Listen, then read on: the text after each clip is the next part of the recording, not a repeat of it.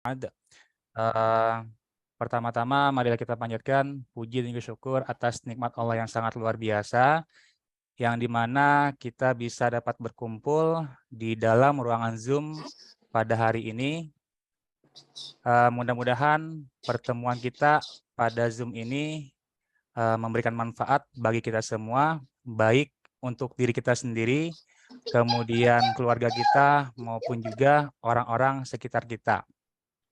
Salawat serta salam tak lupa pula kita haturkan kepada keharibaan junjungan kita Nabi besar Muhammad SAW, yang dimana kita berharap suatu saat kelak di hari kiamat nanti kita diberikan oleh syafaat oleh Rasulullah SAW dan kita dapat bertemu di surganya Allah Subhanahu Wa Taala. Amin, amin ya Robbal Alamin.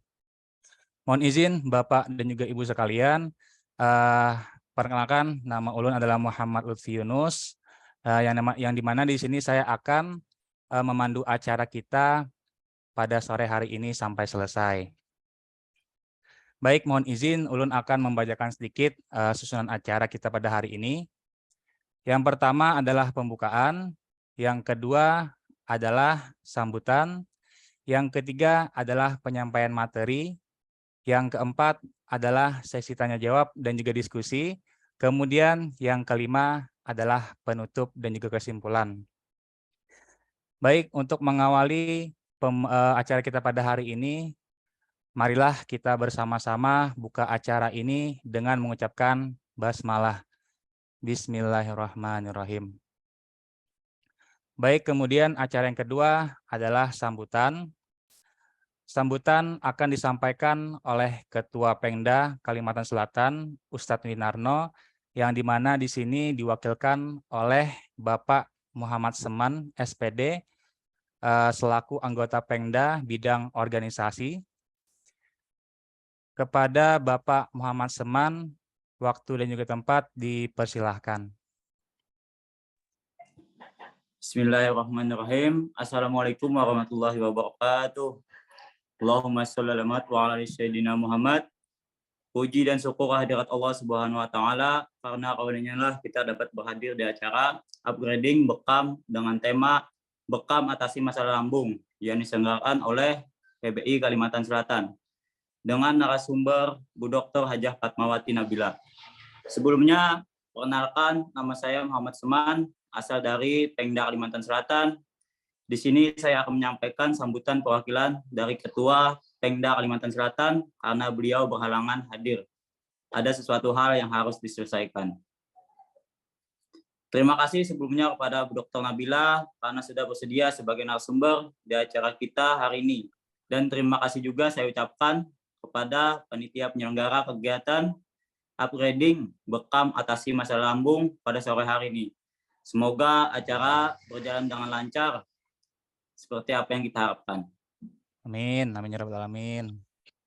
Yang terhormat Ketua Pengda Kalimantan Selatan, Ustadz Winarno atau yang mewakili, yang terhormat narasumber kita sore hari ini, Ibu Dr. Hajah Fatmawati Nabila, yang terhormat Bapak Ibu pakar atau senior bekam, dan para peserta yang kami sayangi dan kami banggakan.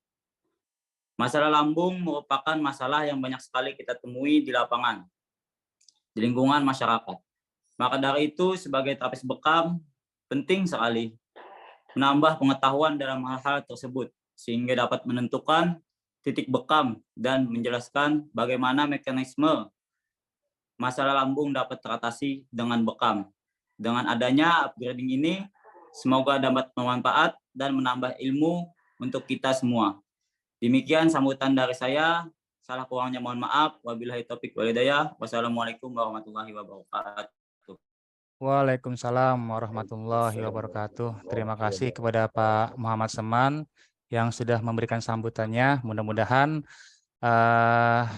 apa yang disampaikan oleh Pak Seman tadi bisa bermanfaat bagi kita semua. Kemudian kita lanjutkan ke acara berikutnya, yaitu adalah penyampaian materi yang akan disampaikan oleh Ibu Dr. Fatmawati Nabila. Sebelum itu kita sapa dulu beliau. Assalamualaikum Ibu Dr. Nabila. Waalaikumsalam warahmatullahi wabarakatuh. Gimana kabarnya Bu? Alhamdulillah. Alhamdulillah. Iya. Nggih. Untuk share screen-nya nanti ulun bantu atau gimana, Bu? Ini bisa share screen sendiri ya saya. Nggih, Izinkan sebentar untuk Bu share. ya. Ulun coba jadikan co-host dulu. Bisa kayaknya ini Bisa? saya. Nggih, oke.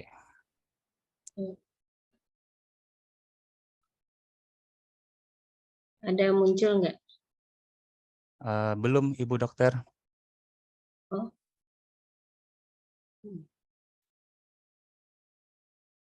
Atau ulun bantu, Ibu Dokter?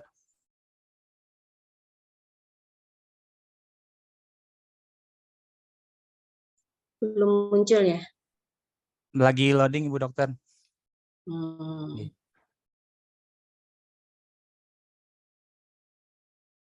Oke, baik, sambil menunggu share screen dari Ibu Dokter, saya akan sambil membacakan biografi dari beliau. Jadi nama beliau adalah Dr. Hajah Fatmawati Nabila. Kemudian tanggal dan tempat lahirnya di Banjarmasin, 1 September 1974. Beliau mempunyai anak 4 orang, 2 putra dan juga 2 putri. Beliau juga owner dari Pondok Herba Dr. Nabila, Banjarbaru, Kalimantan Selatan. Kemudian beliau juga trainer dan juga penguji bekam nasional, kemudian anggota Dewan Penasehat PBI Pengda Kalsen, dan instruktur LKP Herbal Insani. Insya Allah luar biasa ya. Untuk PPT-nya udah siap, Ibu Dokter? Ada muncul nggak? Nggih, Belum ya? sudah muncul, alhamdulillah. Udah ya. Oke.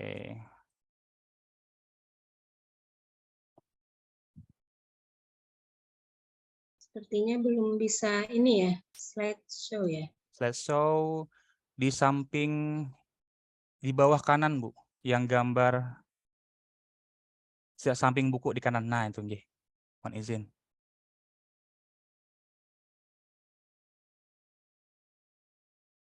Oh, nggak mau.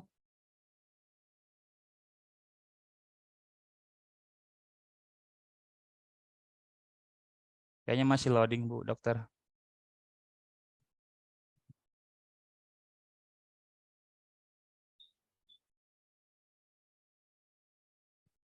Nggak mau ya. Nggak mau? Oh, nggih. Atau ulun bantu? Biar bisa full view-nya, Ibu Dokter. Ya, dari moderator aja ya. Nggih, nggih, boleh. Tunggu sebentar.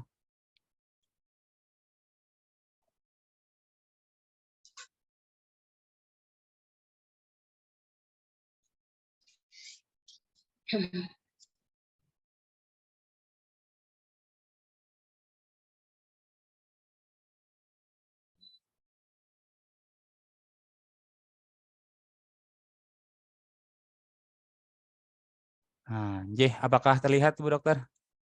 Ya, sudah. Oke, baik, nggih.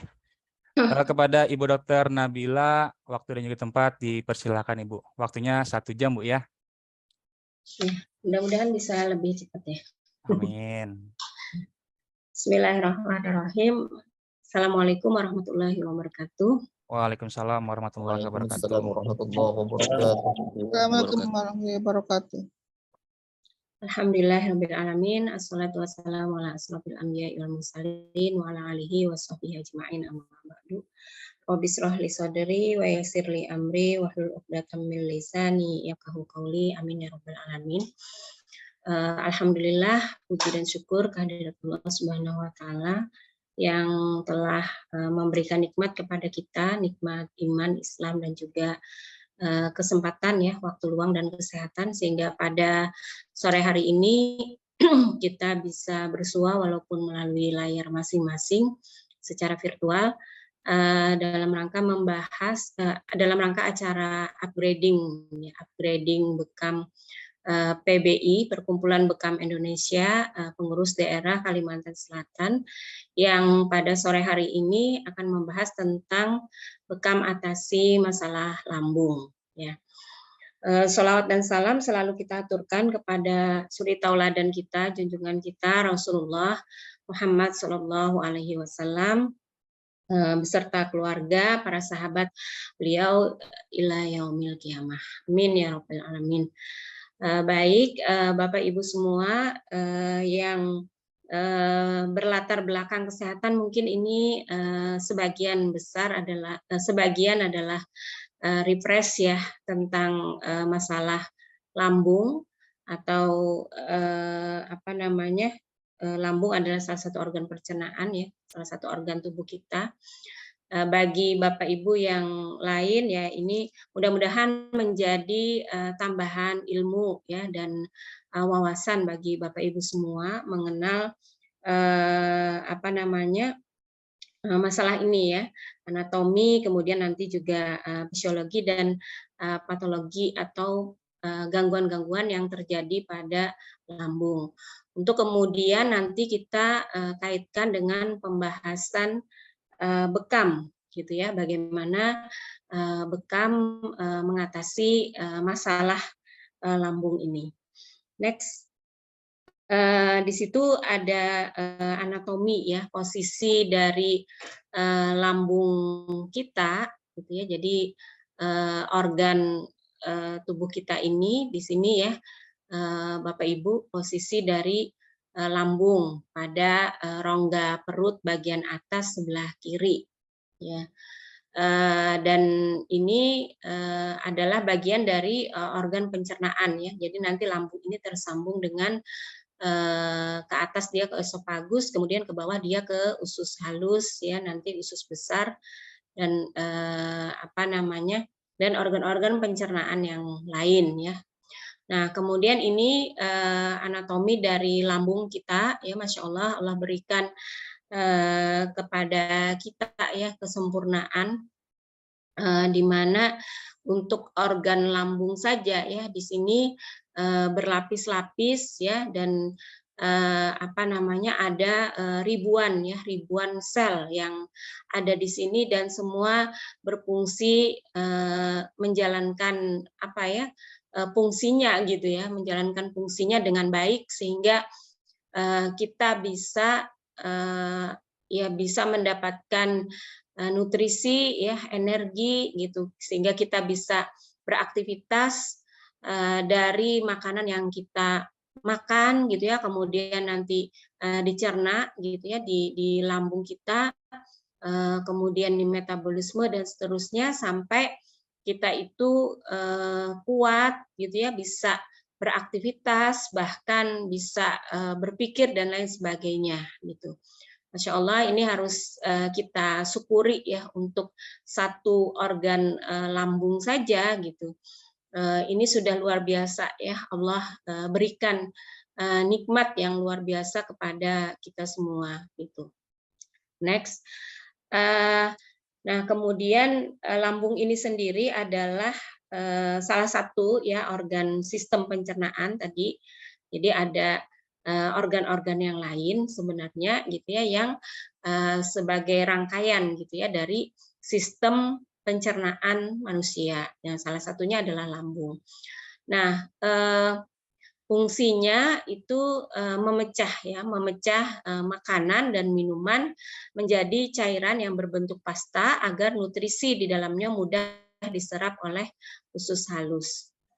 Mohon maaf ada yang ini suara saya ini ya kurang jelas ya? Jelas sih Bu Dokter, alhamdulillah. Jelas, Bu. Oh, ada di chat itu suaranya ini. Mungkin ini kali ya, volumenya mungkin di tempat Bapak Ibu yang perlu siapa tahu volumenya kurang. Sangat jelas. Oh iya, alhamdulillah. Ya. Jadi fungsinya itu gitu ya. Kita makan buah ya, kita makan jambu, kita makan apel gitu ya, kita makan sayur, kita makan ikan. Kan memang kita kunyah gitu ya, kita kunyah di rongga mulut kita gitu. Nah, kemudian dia masuk ke lambung, itu dirubah lagi gitu ya, dirubah menjadi cairan gitu. Nah, ini kan luar biasa ya, luar biasa tidak ada manusia yang bisa membuat ya semisal lambung ini gitu ya. Kalaupun ada apa namanya kemajuan teknologi itu sangat terbatas gitu ya, sangat terbatas manusia bisa membuat teknologi yang berfungsi sebagaimana lambung yang diciptakan oleh Allah. Jadi makanya kita juga harus harus bijaksana gitu ya, harus bijak terhadap badan kita ya, terhadap tubuh kita, termasuk terhadap organ lambung kita gitu. Karena nanti ya ada mungkin ya makanan-makanan yang yang sebenarnya dia berat misalnya ya dicerna gitu. Kan selalu ada chat ini ya, suaranya nggak kedengaran. Mungkin di ininya kali ya, saya lanjut aja ya. Iya, lanjut Bu Dokter. Sepertinya tuh pengaturan audio Zoom-nya yang perlu diatur Ibu, yang masih bisa yang masih belum bisa kedengaran suaranya. Ya. Ya, jadi ada makanan ya, minuman yang itu sebenarnya tidak baik gitu ya dikonsumsi oleh kita, sehingga itu bisa bermasalah gitu nanti ke organ tubuh kita, termasuk ke organ lambung. Misalnya seperti minuman beralkohol misalnya. Nah, itu kan sangat ya dalam ajaran agama kita juga itu diharamkan ya untuk dikonsumsi gitu. Nah, ketika itu dikonsumsi ternyata juga akan berdampak kepada terganggunya fungsi dari diantaranya adalah lambung gitu. Next, nah ini ada beberapa gangguan lambung ya atau masalah lambung yang sering dijumpai. Jadi ini yang sering dijumpai ya. Ada juga yang lain-lain, tapi ini yang paling sering. Yang pertama itu MAH ya atau gastritis. Kemudian, nah ini yang GERD ya atau penyakit asam lambung. Cuma biasanya nyebutnya nggak penyakit asam lambung ya, karena kayaknya lebih keren GERD gitu ya. Jadi kayak banyak gitu orang itu mengeluh dengan ketika ditanya gitu ya apa masalahnya GERD gitu ya dari dokter spesialis penyakit dalam atau ke subspesialis ya pencernaan itu kena GERD gitu ya. Kemudian yang ketiga itu adalah luka lambung atau ulkus. Nah, ini 3 masalah lambung yang sering dijumpai. Nah, ini yang masing-masing nanti akan kita ulas ya. Lanjut. Yang pertama adalah gastritis. Gastritis atau MAH ya. Gastritis atau MAH. Jadi biasanya ya kita nanya misalnya ke pasien ya atau ke klien itu Pian ada punya penyakit MAH. Oh iya ada. Jadi rata-rata orang itu sudah tahu gitu ya kalau dia itu punya penyakit MAH. Nah, tapi sebenarnya apa sih gitu ya penyakit MAH itu gitu. Lanjut. Nah, penyebab biasanya yang dirasakan itu kan gejala ya. Nah, penyebabnya itu adalah makan yang tidak teratur. Nah, ini kebanyakannya dari makan yang tidak teratur. Para pekerja ya yang sangat sibuk bekerja atau mahasiswa gitu ya yang sangat sibuk kuliah kadang tidak terperhatikan gitu ya soal makan ini. Jadi kalau kita itu kan diajarkan makanlah ketika kita itu lapar dan berhentilah sebelum kenyang kan seperti itu gitu. Nah, atau kalau yang membuat ritme itu ada sarapan, ada makan siang, ada makan malam gitu ya. Intinya itu adalah keteraturan sebenarnya, ya, teratur. Nah, kemudian juga makannya, makan apa gitu. Ya. Jadi kalau orang Banjar kalau tidak makan nasi belum makan, gitu ya. Kalau tidak makan nasi belum makan. Kalau makan rujak misalnya gitu, itu belum makan gitu ya. Makan bubur itu belum makan gitu. Nah sebenarnya yang apa yang kita makan yang tadi ya, yang teratur tadi itu adalah yang di dalamnya ada ya karbohidratnya, ada proteinnya, ya ada mineralnya gitu, ada lemaknya juga. Jadi lemak itu nggak harus nol gitu ya, lemak juga diperlukan gitu. Nah, kemudian penyebab yang kedua adalah suka makan makanan yang sulit dicerna. Jadi makanan-makanan yang apa namanya, misalnya kayak ini ya, yang mentah gitu, yang mentah tapi dia sulit gitu ya untuk dicerna oleh organ pencernaan kita, sistem pencernaan kita. Dan juga pada orang-orang yang memang dia ini apa namanya, memang ada kesulitan ya, misalnya pada bayi gitu. Pada bayi itu kan bertahap gitu ya, bayi balita itu kan bertahap makanan yang diberikan, tidak bisa langsung dikasih dia apa namanya, nasi uduk dengan semur daging misalnya, kan tidak bisa gitu. Jadi harus dari makanan yang cair, kemudian makanan yang lunak, yang lembek gitu ya, baru ke makanan padat. Nah, makanan padat itu pun nanti dilihat juga gitu ya kepadatannya. Sama ketika orang kena penyakit tipes misalnya gitu, dia bermasalah pada organ pencernaannya karena adanya bakteri ya, yang menyebabkan ketika apa namanya, usus halusnya itu harus diistirahatkan sehingga dia tidak bisa diberi makanan-makanan yang sulit dicerna gitu ya, atau berat sistem pencernaan mencernanya. Nah, kemudian makan terburu-buru. Jadi makan itu juga kan apa namanya, ya harus tidak juga terlalu pelan ya, tapi tidak juga terburu-buru. Kemudian perut kosong yang terlalu lama, ini menyebabkan gastritis juga. Minuman beralkohol tadi ya, dan obat-obatan. Nah, ada di antara obat-obatan itu yang dia bisa meningkatkan asam lambung, dia bisa menyebabkan radang ya pada lambung.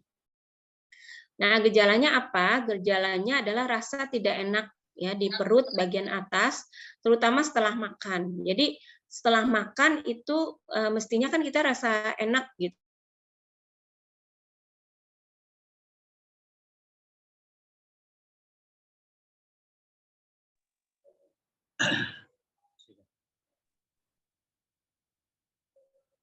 Ya, gejalanya rasa tidak enak ya perut bagian atas terutama setelah makan. Jadi harusnya setelah makan itu kita tuh nggak merasa nggak enak ya, harusnya enak gitu.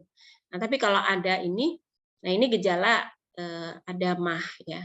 Kemudian perut kembung. Jadi perutnya sering kembung ya, kemudian bisa sampai sakit kepala, pusing, mual, bahkan bisa sampai muntah ya, sering bersendawa, kemudian napasnya berbau gitu ya, dan rasa tidak enak pada mulut ya. Ini gejala dari gastritis atau MAH tadi ya.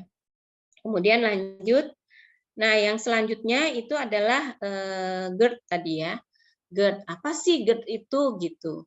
Yaitu bahasa lainnya adalah penyakit asam lambung ya, penyakit asam lambung. GERD itu singkatan ya dari gastroesophageal reflux disease. Jadi penyakit terjadinya ini ya, reflux gitu, kembali gitu ya, cairan itu ke kerongkongan. Nah, ini biasanya munculnya rasa terbakar di dada, jadi rasa panas ya di bagian dada akibat asam lambung yang naik ke kerongkongan. Nah, gejala penyakit asam lambung atau GERD ini muncul minimal 2 kali dalam seminggu. Jadi ini biasanya kalau ada ya dari anamnesa atau dari wawancara itu ada keluhan seperti ini dan ini munculnya sering ya, setidaknya seminggu itu 2 kali gitu, rasa panas ya di dada sini, kemudian rasa panas di bagian dada sini gitu, bagian dada atas sini ya. Nah itu dia akan diagnosa GERD Ya. Lanjut. Jadi GERD itu adalah makanan minuman ya yang tercampur. Jadi yang kita makan kemudian sampai ke lambung ya, tercampur dengan asam lambung itu naik. Jadi balik lagi gitu ya ke kerongkongan atau reflux tadi ya. Nah, disebabkan kenapa bisa naik lagi gitu? Karena katup lambung itu tidak berfungsi optimal. Nah, penderita GERD itu hampir pasti adalah penderita gastritis. Jadi maksudnya itu ya dia sebelumnya itu gastritis gitu. Jadi kalau orang sudah keparahan gitu ya, mahnya itu dibiarin, maka nanti akan menjadi GERD gitu ya. Akan menjadi GERD. Jadi mah itu jangan dibiarin gitu ya, ketika ini cuma mah aja gitu ya. Mah aja. Ya harus diobati gitu ya, jangan dipelihara, harus diobati supaya tidak ke GERD ya, menjadi menjadi penyakit asam lambung ini. Lanjut. Nah, jadi asam lambung yang naik ke kerongkongan ini terjadi tadi ya ketika otot kerongkongan bagian bawah itu melemah. Jadi ototnya itu harusnya berkontraksi dan menutup. Jadi setelah dia makanan itu melewati kerongkongan masuk ke lambung, dia nutup gitu. Jadi nggak balik lagi yang udah tercampur dengan asam lambung itu nggak balik lagi ke kerongkongan. Tapi kalau ototnya ini melemah, maka kerongkongan akan tetap terbuka, gitu ya, katupnya terbuka, dan asam lambung yang tercampur dengan makanan tadi akan naik kembali, ya, naik kembali ke kerongkongan. Nah, ini kan kenapa gitu ya bisa seperti itu. Nah, ini biasanya pada orang lanjut usia, karena memang sudah organ-organnya ya, termasuk jaringan otot-ototnya sudah mulai melemah, atau orang dengan obesitas ya, obesitas itu kelebihan berat badan, atau pada perokok. Nah, ini bapak-bapak, bapak-bapak ya yang biasa merokok, bisa dikurangi lah gitu ya. Kalau bisa, alhamdulillah tidak merokok lagi gitu. Nah, tapi saya pernah ini ya dibilangin begini. Dokter sih nggak tahu enaknya merokok, gitu. Ya dalam hati saya ya saya tidak kepengen gitu seenak apapun gitu ya. Nah itu perokok itu juga tadi ya menyebabkan otot-otot itu melemah gitu. Kemudian orang yang sering berbaring atau tidur setelah makan, nah ini ya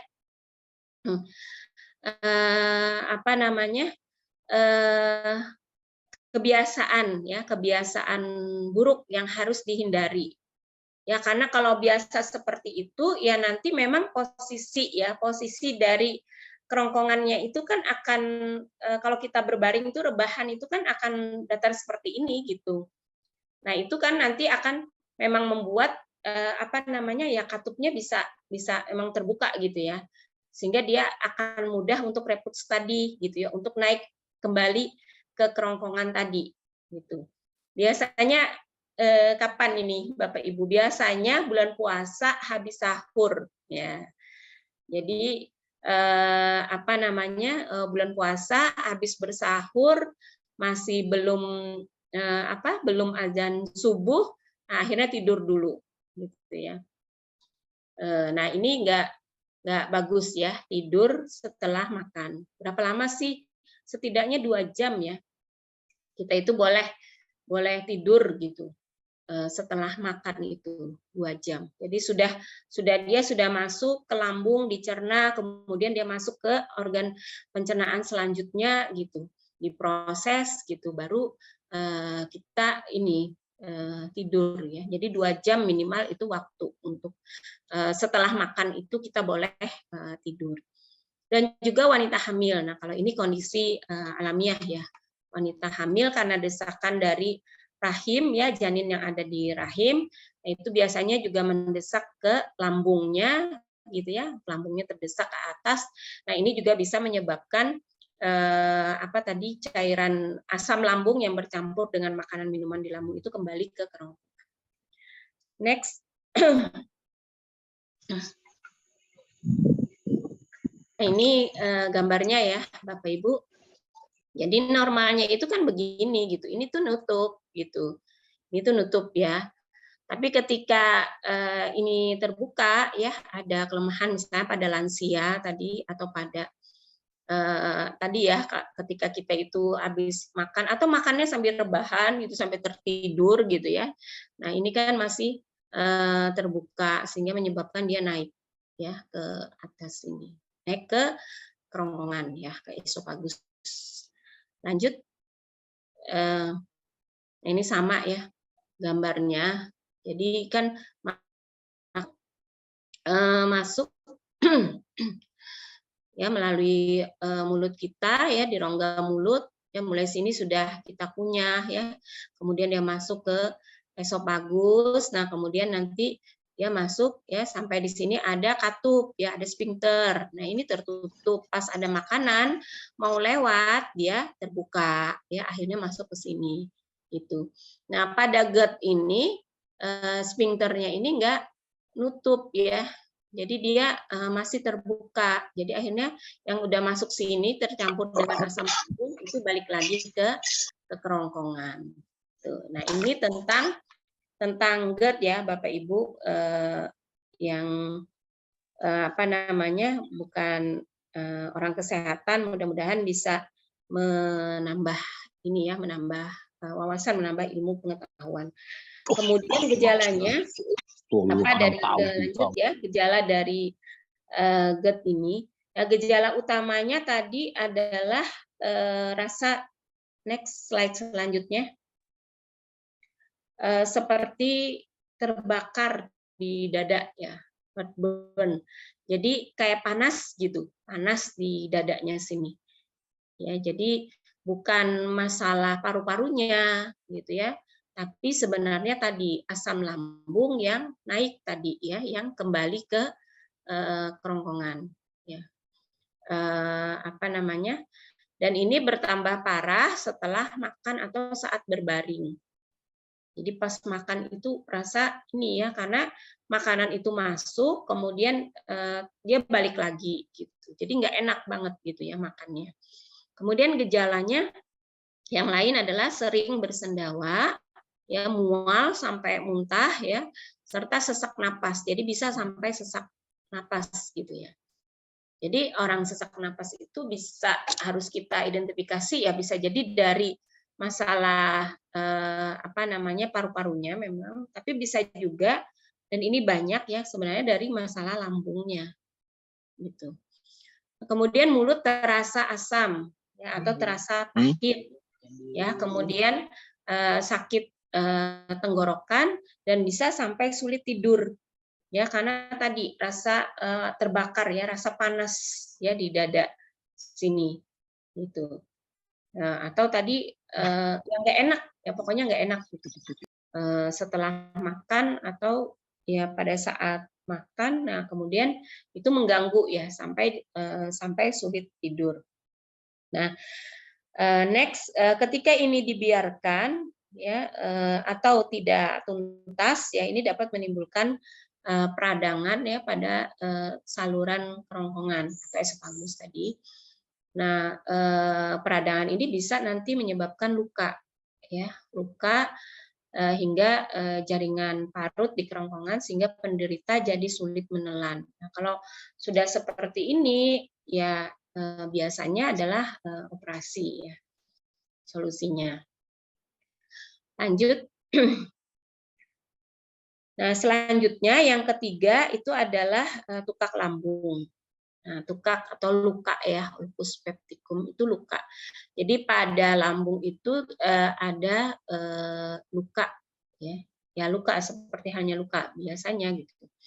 Ya, kenapa bisa seperti itu? Ya diantaranya tadi kan terjadi peradangan, dibiarkan, ya mah dibiarkan, sampai GERD dibiarkan gitu, jadi luka ya, pada lambungnya.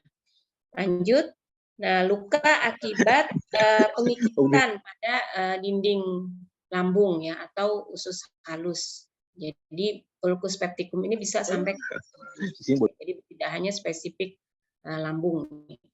Nah, penyebabnya karena ada peradangan dari infeksi bakteri ini ya, Helicobacter pylori, atau keseringan konsumsi obat anti radang. Dan juga ya secara berlebihan ya. Jadi mengkonsumsi obat anti radang secara berlebihan. Misalnya dikit-dikit sakit kepala, minum apa gitu, minum bodrek, minum ibuprofen misalnya ya, minum ya keseringan lah, jadi sehingga berlebihan. Nah itu bisa menyebabkan lambungnya akan mengikis dinding lambung gitu ya, sehingga terjadi luka. Gejalanya apa? Nah gejalanya juga mirip-mirip ya dengan yang di atas tadi gitu. Cuma kalau GERD tadi kan khas ya, rasa panas di dada atas gitu. Di samping yang lain yaitu mual ya, perut kembung tadi kan yang GERD. Nah, ini juga sama, perut kembung, mual, sering sendawa dan nyeri ulu hati. Nah, kalau nyeri ulu hati ini sudah menandakan adanya luka ya, walaupun mungkin dikit gitu. Jadi nyebutnya memang nyeri ulu hati ya, tapi sebenarnya masalahnya di lambung gitu. Ya. Bahkan bisa sampai muntah darah ya, muntah darah karena memang lukanya itu yang berdarah. Lanjut, nah itu tadi ya tiga masalah lambung yang sering dijumpai. Nah kemudian bagaimana mengatasinya? Ya mengatasinya diantaranya adalah dengan bekam. Nah, yang penting yang pertama itu adalah pola hidup sehat ya, mulai dari makanan, kemudian olahraga, istirahat ya, positive thinking, menghindari stres. Ini hal yang paling penting gitu. Penyakit apapun ya sebenarnya gitu. Ketika pola hidup kita itu sehat ya, insya Allah kita itu terhindar dari masalah penyakit ya, termasuk masalah lambung. Nah, makan ya, makan tadi makan yang teratur, gizinya seimbang, perbanyak buah dan sayur ya, menghindari makanan yang pedas-pedas ya, yang berlemak, asam ya, rasanya asam, coklat, yang bersoda, kafein ya, rokok, alkohol. Kemudian memperbanyak konsumsi air putih. Nah, ini dari sisi makanan ya untuk mengatasi masalah lambung. Nah, kemudian bekam, gitu ya. Kalau di sini bekam itu nanti di bawah ya ada penjelasannya bahwa bekam ini untuk mengatasi nyerinya tadi ya. Kemudian dengan bekam itu akan keluar hormon endorfin atau hormon bahagia. Nah, akan terperbaiki ya sel-sel lambung tadi. Dia akan memperbaiki fungsi dari pencernaan ya khususnya di lambung tadi. Bagaimana otot misalnya ya, otot lambung tadi bisa berfungsi dengan normal. Kemudian juga ketika ada peradangan ya, dia juga akan sel-selnya akan berfungsi gitu ya. Dia menetralisir asam lambung. Kalau ada luka dia mengobati luka ya. Gimana caranya ya, dengan baiknya sirkulasi nutrisi dan oksigen ke sel dan sel atau jaringan lambung. Kemudian juga akan meningkatkan daya tahan tubuh. Nah, itu sebenarnya kenapa bekam itu bisa mengatasi ya masalah lambung. Nah, kemudian selain itu kita bisa gunakan herbal juga ya untuk pendamping dengan cara terapi bekam. Herbal yang bagus untuk masalah lambung itu yang pertama adalah madu. Ya, madu itu sangat bagus untuk organ pencernaan kita. Kemudian yang kedua adalah habatus sauda. Nah, kemudian temulawak ya. Temulawak itu juga bagus ya untuk pencernaan, untuk lambung, kunyit. Pegagan bagus untuk regenerasi sel. Kemudian temu mangga ya, daun sembung. Nah, ini diantara herbal-herbal yang bisa digunakan untuk masalah lambung. Ya. Kemudian lanjut.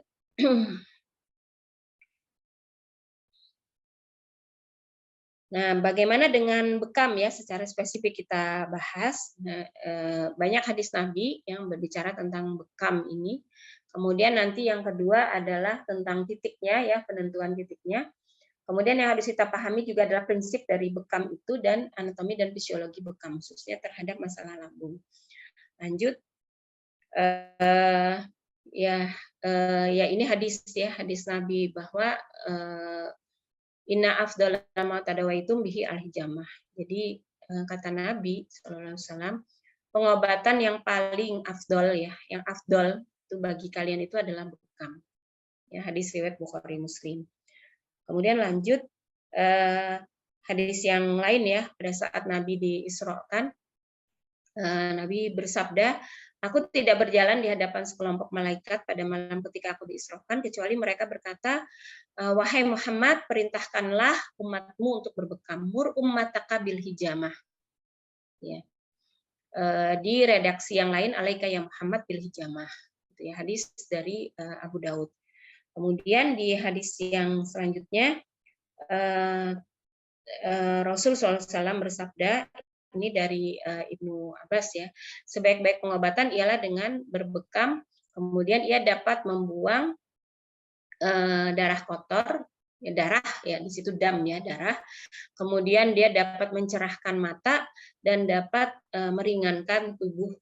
Jadi memang hadisnya itu memang begitu, makanya kenapa orang bekam datang misalnya badannya pegel-pegel gitu ya, kemudian datang ke tempat Bapak Ibu untuk berbekam, kemudian setelah bekam ditanya gimana Pak rasanya setelah bekam, rasa ringan gitu ya badan gitu ya, gimana Bu rasa ringan badan gitu. Ya, alhamdulillah kalau ringan juga masalahnya kan gitu ya, karena memang betul ya hadisnya seperti ini gitu, memang bekam itu akan meringankan ya, takhop sulbi akan meringankan badan gitu ya. Kemudian dari Ibnu Abbas ya, dari Ibnu Abbas selanjutnya Rasulullah SAW juga bersabda, sebaik-baik kalian melakukan bekam adalah di hari ke-17, 19 dan 21 bulan Hijriah ya ini ya, tanggal Hijriah. Jadi 17 kalau bulan Ramadan misalnya tanggal 17 Ramadan, 19 Ramadan ya, 21 Ramadan gitu. Ini hadis riwayat Tirmidzi gitu. Jadi sampai seperti itu ya, Masya Allah gitu. Tidak ada ya di pengobatan-pengobatan yang lain itu yang mengatakan baiknya kalau berobat itu di tanggal ini gitu ya, itu nggak ada ya kalau di pengobatan konvensional gitu. Nah kalau ini kan ada hadisnya gitu ya.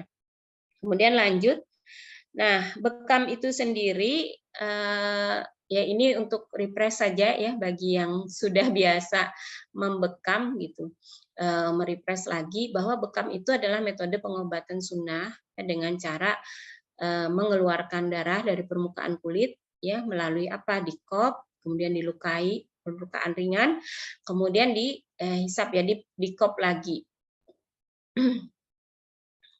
dengan alat kop ya. Kemudian lanjut.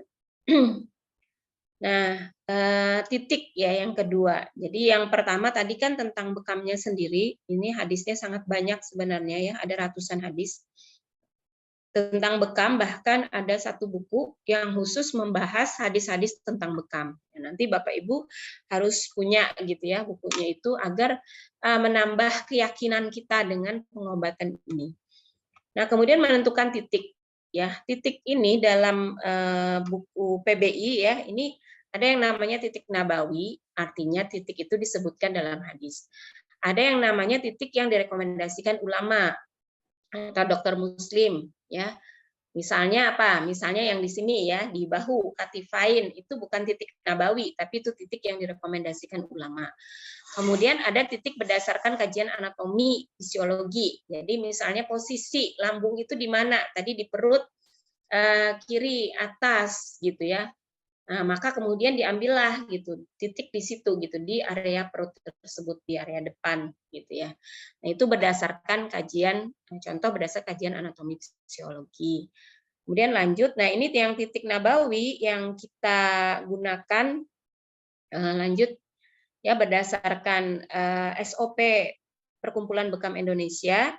Ini ada beberapa titik, tapi saya ambil beberapa saja ya yang kaitannya dengan masalah lambung ini. Yang pertama adalah umum mujits, ini hadisnya. Ya, bahwa Rasulullah Shallallahu Alaihi Wasallam biasa meminta bekam di kepala beliau yang disebut umum mujits gitu. Nah, kemudian lanjut.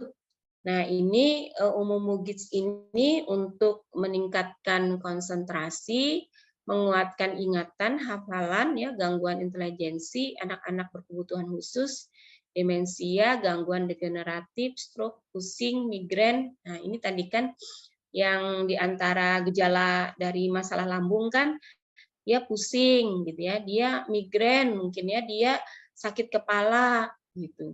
Nah, itu bisa dibekam di titik umum mujits.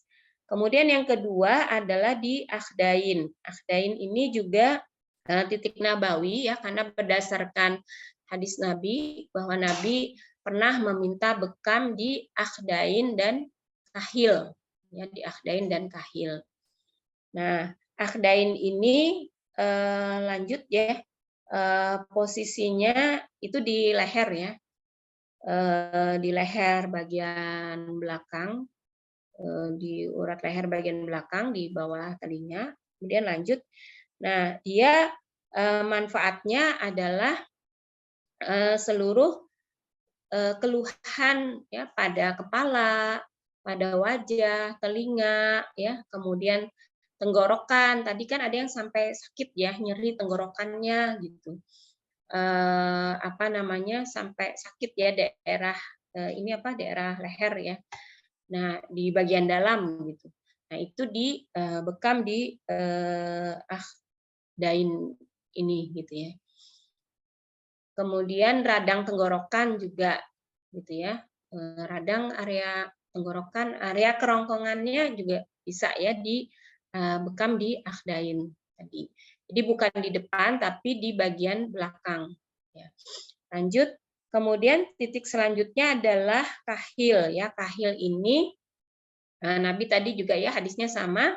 Nabi meminta bekam di kahil. Nah, kahil ini slide selanjutnya dia posisinya di punuk ya, posisinya di punuk. Nah, manfaatnya semua penyakit dan keluhan. Nah, berarti kan termasuk masalah lambung ya. Melancarkan sirkulasi darah, ketegangan pada leher, pundak, ya, pusing, migrain, ya, sakit kepala. Kalau migrain itu sakit kepalanya sebelah ya. Kalau sakit nyeri kepala itu ya sakit kepala semuanya. Kalau pusing, pusing itu berputar, gitu, rasa berputar. Bisa sampai vertigo. Bisa sampai vertigo ya. Orang mah gastritis, GERD itu juga bisa sampai vertigo, gitu. Jadi bagus dibekam di kahil. Nah, kemudian yang selanjutnya adalah azahru ya. Azahru itu di punggung. Itu di punggung. Ini slide selanjutnya. Apa namanya? Nabi juga minta ya di bagian punggung beliau dibekam. Nah, itu ada 4 ya. Sebenarnya ada 4 titik. Di punggung itu 4 pasang ya, ada 4 pasang. Di slide selanjutnya ada yang namanya di jahrul a'la ya, jahrul wasati, kemudian qatanul alawi, qatanul sufla. Nah, ini jadi tidak hanya yang wasati ya, yang posisinya ya, lambung gitu, tapi juga di bagian atasnya juga ya, titik belikat itu karena di situ ada tadi esofagus ya, kerongkongan. Kemudian juga yang di bawahnya gitu ya, di qatanul alawi. Nah, ini gangguan lambung ya, masalah lambung, bekam di titik ini. Nah, jadi kesimpulannya slide selanjutnya, titik bekam untuk masalah lambung ini adalah tadi ya yang saya sebutkan tadi, kemudian bisa ditambahkan di titik lambung, yaitu pertengahan antara ujung tulang dada bagian depan ini ya, dan umbilikus di pertengahannya. Nah, catatannya kopnya ini jangan terlalu kuat dan melukainya hanya sekali, jadi tidak boleh berulang-ulang memasang kopnya. Selanjutnya kondisi klien boleh dibekam. Nah, ini suhu nadi ya, tekanan darah dalam batas normal dalam keadaan sadar. Jadi kalau pasiennya nggak sadar nggak boleh dibekam. Tidak dalam kondisi dehidrasi ya atau lemah, tidak sesak napas, ya, tidak sangat pusing ya, tidak vertigo yang sangat atau sakit kepala yang sangat, tidak dalam keadaan muntah-muntah. Jadi kalau dalam keadaan muntah-muntah tidak boleh dibekam. Ya, kemudian selanjutnya adalah prinsip bekam itu sendiri. Nah, ini untuk merefresh kita ya. Gimana sih gitu ya, kok bisa gitu. Tadi dengan pembekaman itu bisa mengatasi masalah lambung. Nah, pada saat ada 3 kan, pengekopan, perlukaan, kemudian penyedotan. Jadi pada saat pengekopan itu terjadi hipoksia jaringan sehingga meningkatkan sistem kekebalan tubuh. Kemudian ini juga akan memfiltrasi dan mengumpulkan CPS gitu ya. Jadi sisa-sisa darah statis ya yang tidak diperlukan oleh tubuh. Kemudian perlukaan ini akan meningkatkan sistem imun, kemudian disedot ya, dikop lagi, dikeluarkan darah rusaknya atau CPS-nya. Lanjut, nah itu ada gambarnya ya bagaimana proses pembekaman itu mulai dari dikop gitu ya, kemudian dilukai. Nah, ini kemudian nanti dia akan dikeluarkan ya, CPS, causative pathologic substance. Nah, jadi proses bekam itu pada slide selanjutnya pada saat pengekopan ya, jadi sebelum dikop dipijat dulu ya, kemudian dikop. Nah, pada saat dikop itu sebenarnya pada saat pijat itu terjadi relaksasi itu sudah mulai ada rangsangan di talamus gitu. Nah, sampai kemudian dilakukan pengekopan itu terjadi hipoksia jaringan ya. Kemudian talamus itu ada di otak kita, itu akan mengeluarkan hormon endorfin. Nah, ini juga talamus ini juga akan menginstruksikan ginjal untuk mengeluarkan hormon erythropoietin ya. Yang ini nanti akan merangsang sumsum tulang untuk memproduksi sel darah baru. Jadi dengan efek pengekopan itu terjadi peningkatan kerja jantung, peningkatan permeabilitas dinding pembuluh darah, jadi pembuluh darahnya itu lebih melebar ya. Kemudian peningkatan suhu di sekitar kulit yang dikop dan akan muncul rasa gatal akibat dilepaskannya histamin. Kemudian lanjut. Nah, kemudian ketika kita melakukan perlukaan ini akan menimbulkan nyeri. Nah, dilepaskanlah ya berbagai hormon ya. Nah, ini akan memberikan efek anti peradangan perlukaan ini ya. Kemudian penurunan serum lemak trigliserid ya, fosfolipid, kolesterol, LDL. Kemudian dia juga berefek pemecahan jaringan lemak dan mengatur gula darah. Ya, endorfin ini akan mengurangi nyeri, meningkatkan oksigen dan aliran darah sehingga otot menjadi rileks ya. Lanjut. Jadi kesimpulannya manfaat bekam ini meningkatkan efektivitas penyampaian nutrisi dan oksigen. Ini sangat penting ya pada masalah lambung tadi. Ketika terjadi peradangan ya di lambung pada gastritis atau terjadi luka gitu ya pada ulkus atau tadi otot-otot yang melemah gitu ya pada GERD, otot bagian bawah kerongkongan yang melemah sehingga katupnya tidak menutup gitu pada saat makanan sudah masuk ke lambung. Nah, ini sangat memerlukan nutrisi gitu ya, nutrisi dan oksigen untuk memperbaiki sel-sel dan jaringan yang ada di situ gitu. Sehingga akan akan menghilangkan nyeri, kemudian akan mengobati peradangan gitu ya, kemudian juga mengobati luka dengan regenerasi sel gitu. Nah, kemudian juga terbentuknya sel darah merah baru gitu ya, kemudian mengurangi beban kerja limpa, merangsang sistem kekebalan tubuh, mencegah timbulnya kanker ya, infeksi. GERD itu kalau dibiarkan juga akan menyebabkan kanker ya, esofagus. Atau tadi terjadi jaringan parut sehingga orangnya sulit untuk menelan. Kemudian meningkatkan elastisitas dinding eritrosit yang menurunkan resistensi pembuluh darah, meningkatkan terbentuknya antioksidan alami ya, meningkatkan jumlah makrofag, meningkatkan jumlah limfosit T, dan menurunkan jumlah radikal bebas. Nah, ini mungkin yang kayaknya habis ya slide selanjutnya. Sumber bacaan yang mungkin Bapak Ibu juga bisa membaca ya buku-buku tersebut. Ini yang bisa saya sampaikan, mudah-mudahan bermanfaat. Saya kembalikan kepada moderator. Assalamualaikum warahmatullahi wabarakatuh. Waalaikumsalam warahmatullahi wabarakatuh. Terima kasih kepada Ibu Dr. Nabila yang sudah memberikan materinya sangat luar biasa ya terkait masalah lambung ini. Baik, Bapak-Bapak dan juga Ibu-Ibu semua, kita akan masuk ke sesi tanya jawab. Yang pertama, disilahkan kepada Bapak-Bapak dan juga Ibu-Ibu yang ingin bertanya secara langsung untuk meraise hand. Dipersilahkan. Oke, kepada Bapak Adib Munjir, dipersilahkan Bapak. Sebutkan nama, asal, dan juga pertanyaannya Bapak. Assalamualaikum warahmatullahi wabarakatuh. Waalaikumsalam warahmatullahi wabarakatuh. Silakan, ulun Adib Munjir dari negara Sulawesi Selatan. Ji. Terima kasih kepada moderator yang memberikan kesempatan. Beberapa hari yang lalu, ulun ada membekam pasien dengan keluhan sering berhalusinasi. Kadang beliau mengatakan rasa takut mati gitu, dan keluhannya pusing, mual, rasa kurang semangat ya. Nah, beliau memeriksakan diri ke dokter, dan hasil konsultasi dengan dokter itu adalah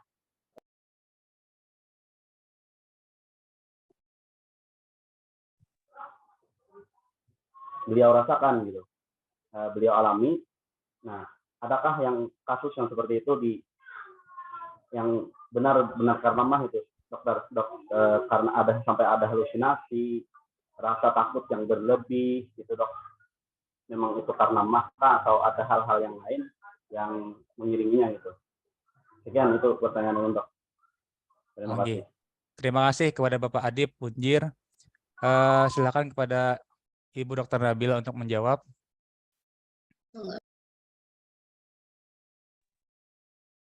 Ya. Tadi sempat termute ya, diagnosa dokter apa gitu tadi? Halusinasi katanya dok. Diagnosa dokternya apa Pak Adib? Mohon maaf Pak. Itu lanjutan daripada mah yang selama ini beliau. Oh, karena mah, ya. Jadi memang kondisi tadi kan bisa sebenarnya berawal dari stresnya gitu ya, karena orang stres itu juga bisa meningkatkan asam lambung, kemudian bisa membuat gastritis ya, bisa memperparah gastritis. Jadi bisa kalau memperparah gastritis, mahnya kan bisa ke GERD gitu, orang stres. Jadi kalau menurut saya fokusnya itu adalah di stresnya itu sebenarnya gitu, yang harus diselesaikan terlebih dahulu gitu. Nah, kemudian baru ke ikutannya ya. Jadi kalau menurut analisa saya sih berawal dari stresnya. Tadi kan dia takut mati, dia berhalusinasi gitu ya. Nah, itu yang menyebabkan dia pusing, dia mual, dia mungkin asam lambungnya juga naik gitu ya, yang tadi bisa sampai GERD gitu, bisa sampai muntah. Itu dulu yang diselesaikan. Baru kemudian juga bisa dibarengi dengan menyelesaikan masalah lambungnya. Jadi kalau menurut saya masalah lambungnya itu sebenarnya masalah ikutan. Ya, kita dulu juga, maksud saya ya, dulu gitu. Kalau pas mau ujian itu rasa mual gitu, nggak mau makan, enek gitu. Ini lambung bermasalah gitu. Karena sebenarnya sebenarnya stres mau ujian gitu. Stres mau ujian akhirnya lambung bermasalah gitu. Nah, yang seperti itu kan bukan kemudian kita lari minum promah gitu ya. Tetapi yang harus diselesaikan itu adalah kenapa stres gitu, kenapa stres, ya. Itu yang harus diselesaikan. Tuh. Nah, lalu bagaimana dengan bekam? Nah, tadi kan ada Pak ya, titik umum mugits itu wajib gitu ya. Di samping kalau pian bisa ruqyah ya, atau pian bisa apa ya istilahnya itu dinasehatin gitu ya, di apa sih ya kayak dinasehatin gitu, masalah tauhidnya ya, akidahnya gitu, pasien tersebut gitu, kemudian diruqyah gitu ya, agar tenang jiwanya gitu ya, agar tenang perasaannya gitu, kemudian dibekam, tadi bekam umum mugits, kemudian yang tadi ya titik-titik untuk lambung tadi bisa juga digunakan. Nah, kemudian herbalnya apa gitu ya? Kalau herbalnya sih bisa aja ya untuk masalah lambungnya tadi gitu. Lambungnya tadi. Karena kalau untuk penenang misalnya ya stresnya herbal itu kan paling mengkudu ya. Mengkudu itu penenang. Cuman tadi kalau sudah diketahui sebenarnya kenapa beliau berhalusinasi, beliau itu ketakutan seperti itu, kalau diketahui penyebabnya, nah itu mungkin tidak perlu dengan herbal gitu untuk masalah itunya ya. Tapi untuk masalah lambungnya bisa saja ya, misalnya dengan konsumsi madu ya, atau madu dengan habatus sauda misalnya. Seperti itu. Ya, seperti itu Pak kalau menurut saya.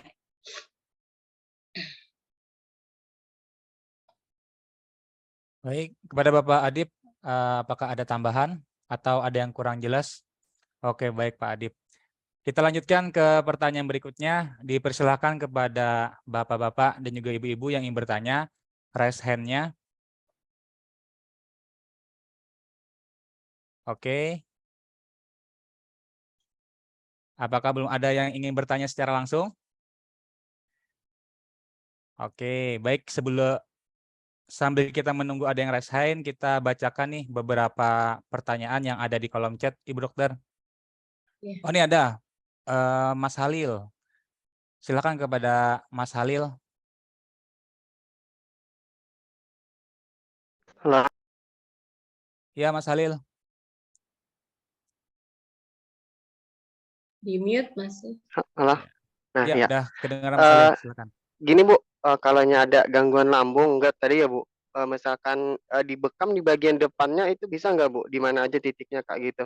Kalau ada sesak napas segala Kak gitu kan, di depannya itu di mana, di bagian mana mau dibekam Kak gitu? Oke, bagian depan tubuh ya Mas Halil ya. Tinggi, ya. Oke, baik. Ada tambahan lagi Mas Halil?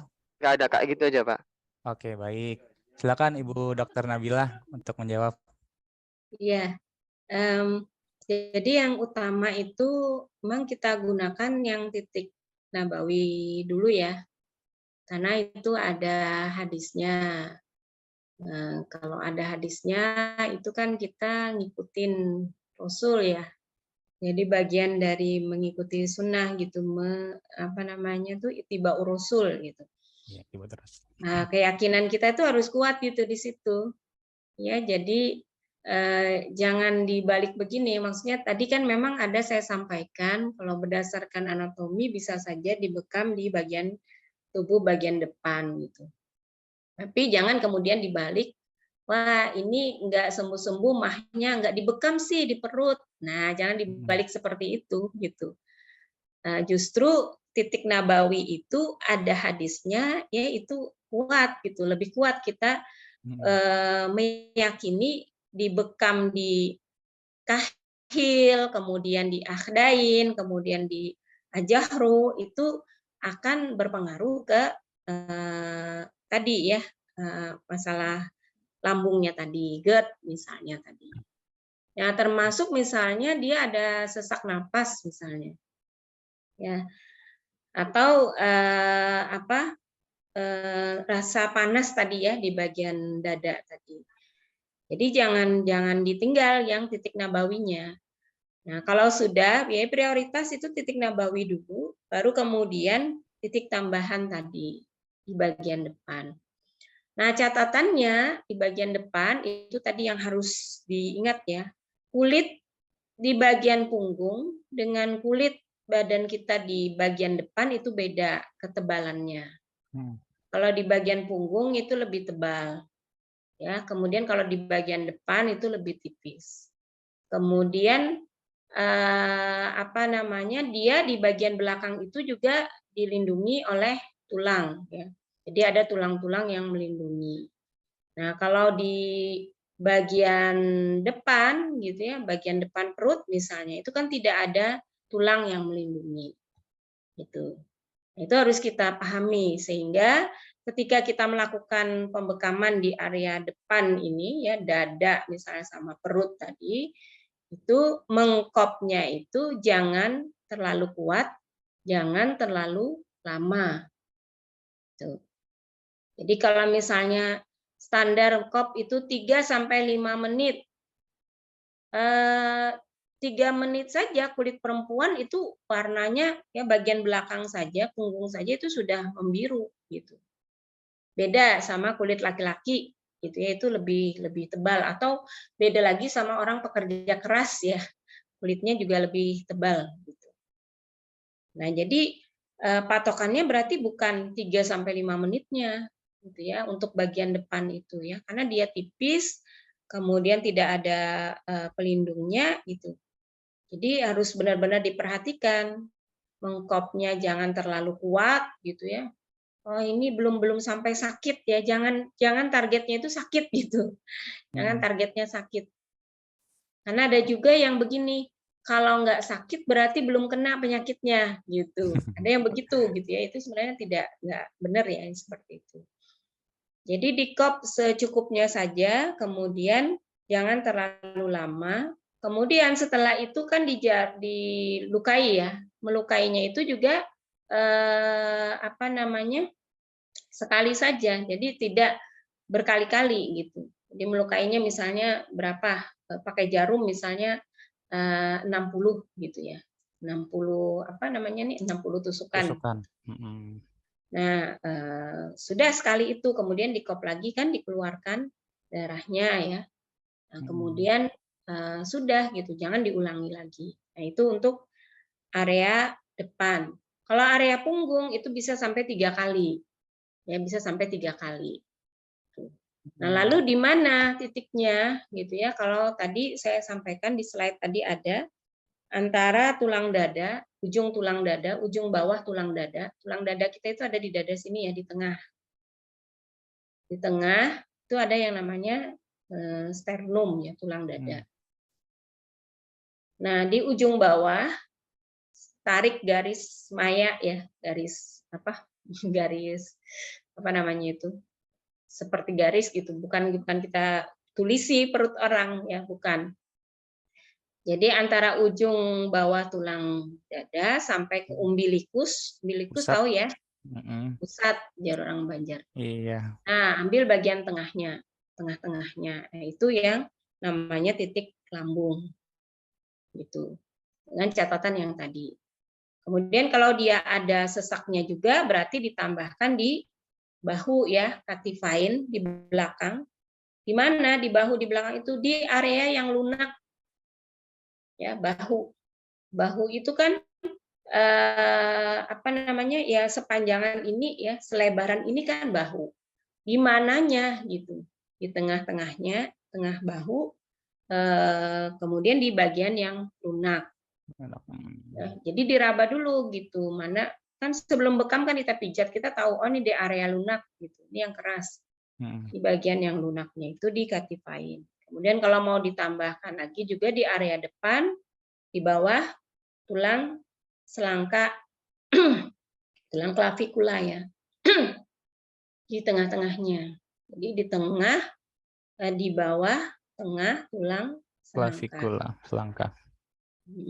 Nah, bisa ditambahkan seperti itu. Cuma catatannya yang tadi yang harus diperhatikan. Mungkin itu ya. Oke, baik. Luar biasa jawabannya, sangat lengkap. Kita lanjutkan pertanyaan yang berikutnya dari Pak Hatmanto. Oke, baik, kepada Pak Hatmanto, sebutkan namanya dan juga pertanyaannya apa. Disilahkan, Pak. Sebentar ya. Ya. Ji. Assalamualaikum Monggo, Pak. warahmatullahi wabarakatuh. Waalaikumsalam warahmatullahi wabarakatuh. Ya, Ji. nama Hatmanto, Ji. berasal dari Kalimantan Tengah, tapi kalau asli kelahiran dari Kalimantan Barat ini. Jadi ini sudah tinggal di Kalimantan Tengah. Saya di Kobar ini, di Pangkalan Bun, wilayah Pangkalan Pangkalan Bun. Bun. Masya Allah. Nggih. Nah, Silakan ini Pak pertanyaannya. Ji. Ya, ini kemarin kita pas kebetulan hari Sabtu itu kan kita tanggal 21 Hijriah tuh. Kita ada pasien itu sakitnya baru 2 minggu, tetapi kakinya sudah mengecil itu, Ustaz. Nah, ini kakinya mengecil, tapi ketika saya tanya keluhannya itu apa, kalau hasil dari diagnosa dokter itu katanya terutama pankreas itu, penyakit pankreas, kemudian juga ada masalah lambung gitu. Nah, ini kita untuk mengatasi penyakit yang seperti ini kok bisa mengecil di kaki itu, kira-kira gimana titik bekamnya itu? Oke. Dan herbalnya apa gitu? Oke, baik Pak. Ada lagi Pak pertanyaan yang lain? Kak Yanto, sementara itu belum ada, Ustaz. Oke, siap-siap. Terima kasih Pak Hatmanto. Silakan kepada Ibu Dr. Nabila untuk menjawab pertanyaan dari Pak Hatmanto. Beliau ada riwayat kencing manis ya, Pak? Apakah ada riwayat kencing manis? Katanya tuh tidak ada Ustazah. Katanya itu tidak ada. Ya. Ya ini biasanya itu kan ada masalah pada pankreas itu hubungannya dengan penyakit diabetes ya. Diabetes. Tapi kalau misalnya yang lain ya berarti bisa jadi apakah ada peradangan atau ada tumor ya atau apa gitu kan, itu yang harus diperjelas gitu. Karena kalau kaki mengecil berarti kan terjadi ini ya, apa istilahnya itu bahasa ininya ya. Jadi ototnya itu menjadi ya mengecil gitu. Nah, kalau hubungannya dengan pencernaan ya bisa jadi ada ya, karena buruknya sistem pencernaannya gitu, sehingga akhirnya tidak bisa mensupport ya untuk bagusnya fungsi ototnya gitu. Ya. Atau juga karena buruknya pencernaan ya tulangnya juga ya tidak disupport dengan bagus juga gitu. Nah, jadi kalau menurut saya sih ya ini masih ini ya, masih saya mencoba ini kira-kira apa gitu, karena memang kita perlu detail gitu ya, ketika misalnya ada klien yang datang ke kita dengan keluhan kaki mengecil, nah kita tanyakan sejak kapan ya, jadi sudah berapa lama gitu maksudnya itu terjadi, kemudian awalnya itu gimana, kemudian kalau dia sudah ke dokter itu diagnosa dokternya apa gitu. Nah, kalau tadi dikatakan ada masalah di pankreas dan lambung, nah itu kan masih secara umum, Pak. Masih secara umum gitu, ada masalah. Jadi makanya ketika apa hubungannya kaki mengecil dengan masalah pankreas, nah itu yang harusnya ditanyakan gitu ya kepada ini tadi dokter yang memeriksa ya, dokter yang mendiagnosa pasien tersebut. Nah, kemudian sikap kita gimana gitu? Kalau kita dengan minimnya informasi itu, ya yang kita lakukan ya adalah bekam. Misalnya dengan bekam ya, bekam sunnah ya berarti bekam di titik sunnah gitu. Itu yang dilakukan ya, sambil tadi Bapak juga coba tanyakan apa namanya ke pasiennya itu gitu ya, kedetilan dari informasi yang beliau bawa tadi gitu. Bekam di titik sunnah dengan memperhatikan kontraindikasi juga. Jadi jangan membekam di area-area yang tidak boleh dibekam, misalnya di lipatan atau di tempat area yang di situ ada kelainan kulitnya atau di situ ada tumornya. Nah, itu tidak boleh dibekam gitu, yang seperti itu. Ya, mungkin sebatas itu ya yang bisa saya jawab gitu. Apa yang dilakukan terhadap pasien tersebut, ya bekam saja titik sunnah, Pak. Titik sunnah itu kan ada umum mugits, ya, akhdain, kemudian tadi johru itu ada 4 pasang, kemudian di pinggul ada alwarik, kemudian di kaki ada zohrul kodam. Nah, itu titik sunnah. Gitu. Seperti itu gitu. Oke. Baik, Bapak Hatmanto, gimana Pak?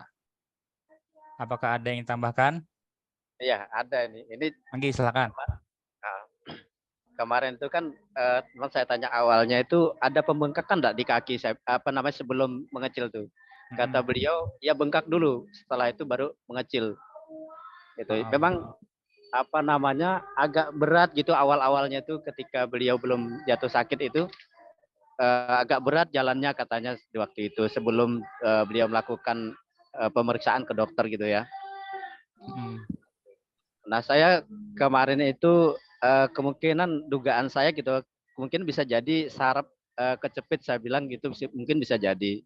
Itu karena kita juga pernah membaca artinya dalam satu pengobatan Tibun Nawawi di Rasulullah itu. Jadi kita kemungkinan bisa jadi salah satu itu atau ada pengaruh yang lain. Nah, mungkin itu saja tambahan dari saya. Mungkin perlu pemeriksaan lebih lanjut Bu Dokter ya. Ya, Dari jadi pemeriksaan kalau darah. sebelumnya kakinya bengkak, kaki bengkak itu kemungkinannya kan berarti kan pengeluaran cairannya itu tidak berjalan normal ya Pak. Berarti ada gangguan pada ginjal. Nah, bisa gangguan pada ginjal, bisa juga ada gangguan pada jantung. Jadi jantung itu tidak berfungsi dengan baik dalam mensirkulasi darah ke seluruh tubuh gitu, termasuk sirkulasi cairan gitu. Jadi bisa ke situ Pak ininya gitu ya, apa tadi yang menyebabkan tadi ya kakinya bengkak, sebelumnya itu bengkak. Karena kan sebelumnya bengkak bisa jadi jantung atau masalah ginjal, kemudian dikasih obat diuretik misalnya ya untuk mengeluarkan cairannya itu. Nah, nanti dia kempes gitu. Yang bengkaknya itu gitu. Bisa seperti itu gitu. Nah, kalau kalau saraf kejepit yaitu dia nyeri ya, merasa nyeri atau tidak bisa jalan ya, atau tadi terasa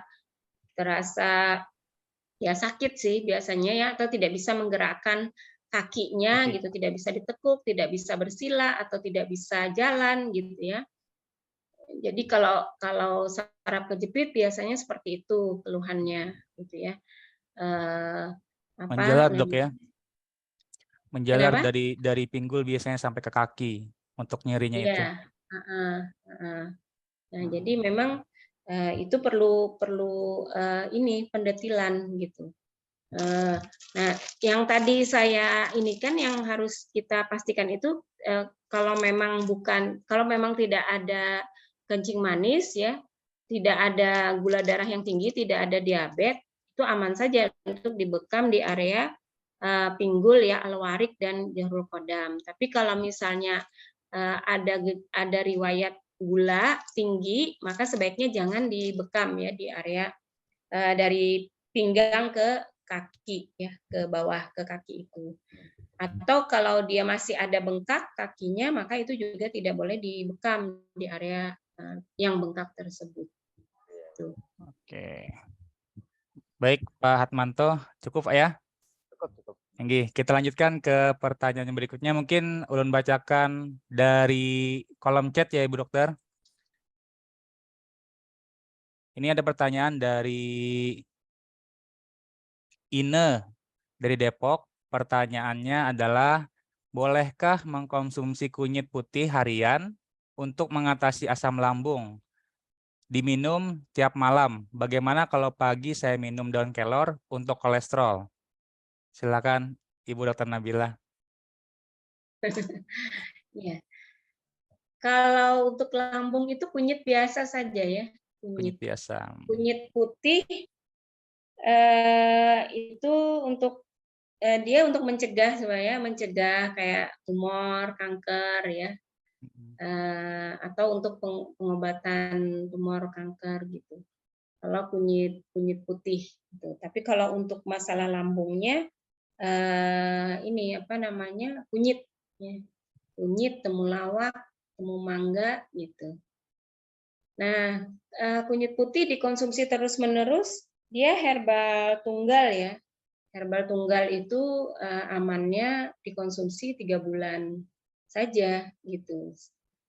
Kalau mau lebih aman dia disinergikan, misalnya dengan madu gitu ya, atau dengan herbal-herbal yang lain dengan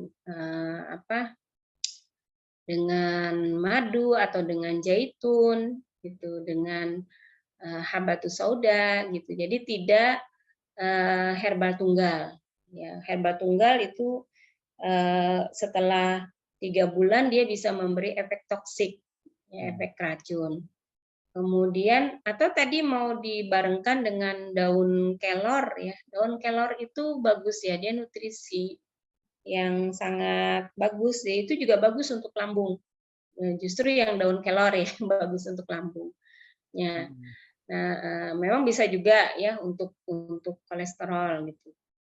Tapi daun kelor ini kalau yang ada gejala asam urat ya itu nanti bisa ini ya, kalau nggak cocok kalau daunnya kebanyakan ya, kan dia hijau daunnya banyak ya, dia akan meningkatkan purin juga. Kalau pencernaan kita nggak bagus, nanti asam uratnya yang naik. Yang naik ya.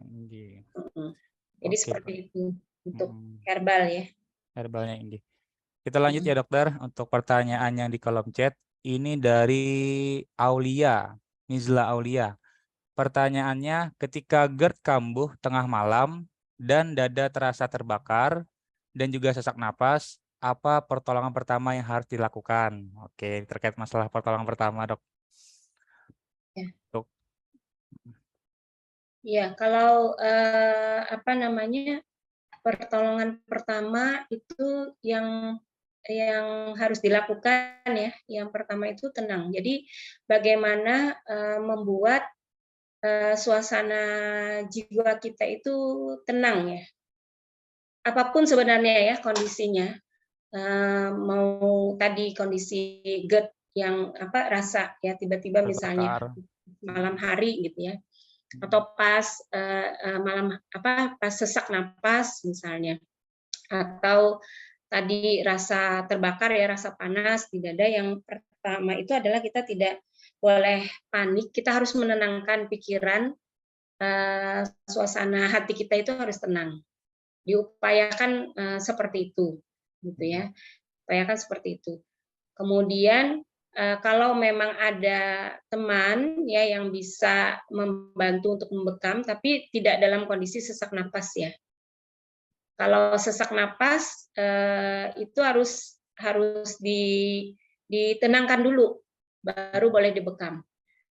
Nah, kalau ada teman yang bisa membekam, bisa dibekam, gitu ya. Misalnya di kahil, dia di kahil sama di katifain. Kenapa gitu ya? Jadi kondisi kita mensuasanakan pikiran kita menjadi tenang itu akan mengeluarkan hormon endorfin. Ya, hormon endorfin akan keluar. Pada saat kita juga melakukan pembekaman gitu ya, itu juga akan mengeluarkan hormon endorfin. Nah, ini hormon endorfin ini ketika dia keluar, hormon endorfin itu kan hormon bahagia ya. Iya, maka sel-sel tubuh kita itu juga dia akan juga akan tenang ya, akan tenang, akan bahagia gitu, sel-sel tubuh kita itu gitu. Nah, termasuk tadi ya sel-sel mana ya, sel-sel yang tadi yang katup katup esofagus bagian bawah tadi yang dia kaku Kompleksi. tadi ya, tidak mau menutup tadi itu gitu. Nah, sel-selnya itu juga akan menjadi tenang. Jadi intinya itu sebenarnya bagaimana hormon endorfin kita itu bisa dikeluarkan. Apakah dengan pembekaman ya, atau bisa juga dengan tadi ketenangan pikiran ya, atau kita positive thinking. Jadi di antaranya misalnya apa? Kalau orang Islam itu kan dengan apa namanya tuh? Berzikir. Dengan mengingat Allah, dengan berzikir maka kamu akan menjadi tenang, kan gitu ya. Nah, jadi dengan berzikir, dengan membaca sholawat sampai targetnya itu kita tenang, hati kita tenang. Maka ketika itu endorfin itu akan keluar juga, gitu. Nah, ditambah tadi kalau ada teman yang bisa membekamkan, dibekam. Gitu. Kalau Jadi posisinya biasanya dok, posisi yang terbaik kalau misalkan ada GERD itu kambuh, baik itu yang ulkus, GERD atau gastritis yang lain, itu posisi yang paling baik setengah duduk atau miring ke kanan. Karena ada sebagian yang bilang miring ke kanan. Nah, agar posisi esofagus itu enggak turun. Karena turun kan bisa jadi mual kan, bisa sampai muntah. Apakah itu berpengaruh dok untuk posisinya biasanya? iya, yang aman memang posisi duduk ya. Posisi duduk. Posisi duduk. Jadi jangan berbaring.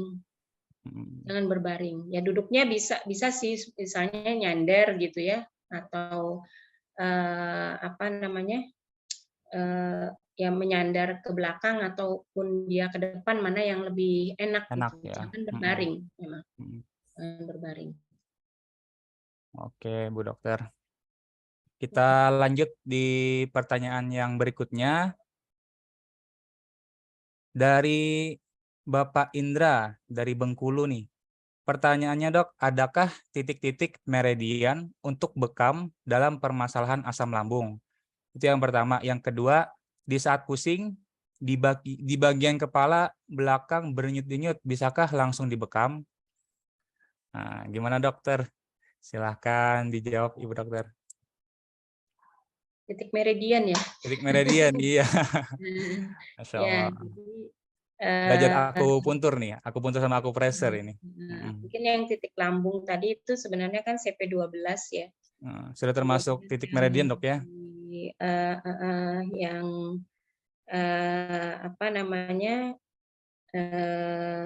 ya kalau tahu meridian ini ya berarti meridian lambung.